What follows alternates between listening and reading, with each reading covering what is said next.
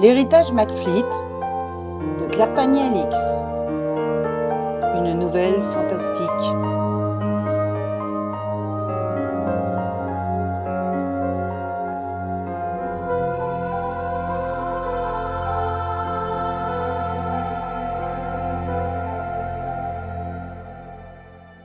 La bruyère frissonne doucement sous les attouchements à la fois tendres et violents du vent.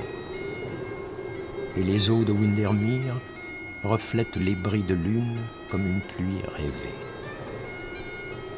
Le lac semble se retourner dans son sommeil et on entend la nature écossaise rugir dans les échos de cornemuse. Les phares éventrent la nuit de part en part, deux gros yeux jaunes, indiscrets, contre lesquels la pluie battante, tout illuminée d'or, paraît vouloir résister. Il est 19h seulement et partout, on s'apprête à fêter Noël autour d'un festin bien arrosé. Partout, ailleurs.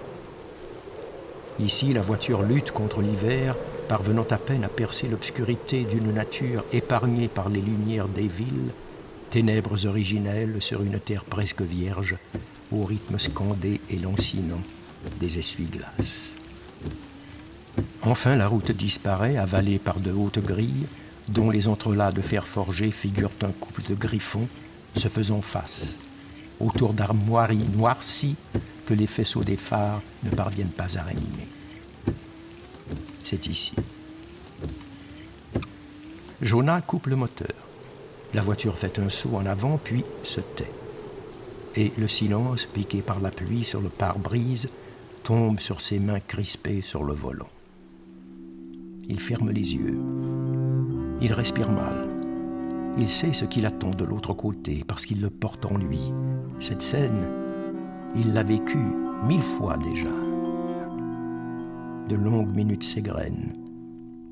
Il allume une cigarette et accepte de regarder la grille en face à travers la fumée bleue.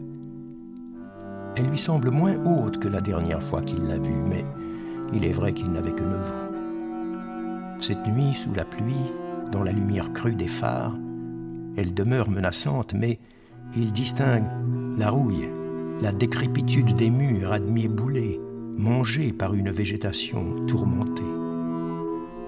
La grande demeure de Montgomery McFleet aurait-elle finalement été vaincue par les années ?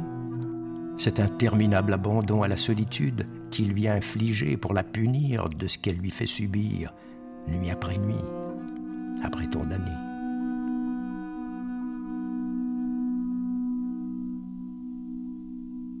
Dans un soupir oppressé, Jonah tripote la grosse clé qu'il a jetée sur le siège du passager avant de quitter son hôtel le matin. Elle est froide et personnifie si bien cette vieille peur qu'il est enfin venu exorciser.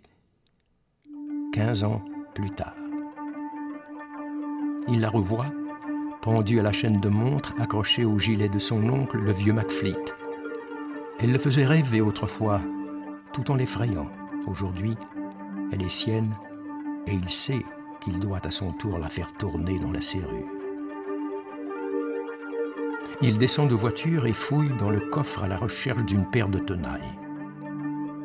La chaîne qui retient les 2 bâtons de la grille cède d'un coup et le vent les rabat d'un même mouvement vers l'intérieur du domaine avec un long gémissement rendu grotesque par la tempête qui l'emporte dans un tourbillon de feuilles mortes.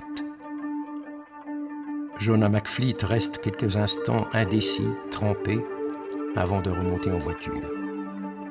Les phares découvrent, au fur et à mesure, le parc, depuis longtemps laissé à l'abandon, envahi de hautes herbes, de ronces et d'arbres abattus par le mauvais temps. Il roule au pas. Et tout ce que les phares lui révèlent, il le reconnaît. Le kiosque jonché de débris et envahi par le lierre. Ses statues de faune et de naïades, mutilées.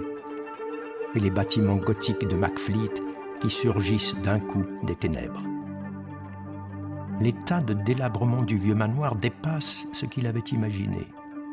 De loin, le lierre a dévoré les murs, arraché les volets. La vigne vierge a rongé le revêtement des façades fissurées, rognant sur les briques. Les toitures semblent bombées, gondolées, mais la grande porte sous le porche, elle, est intacte.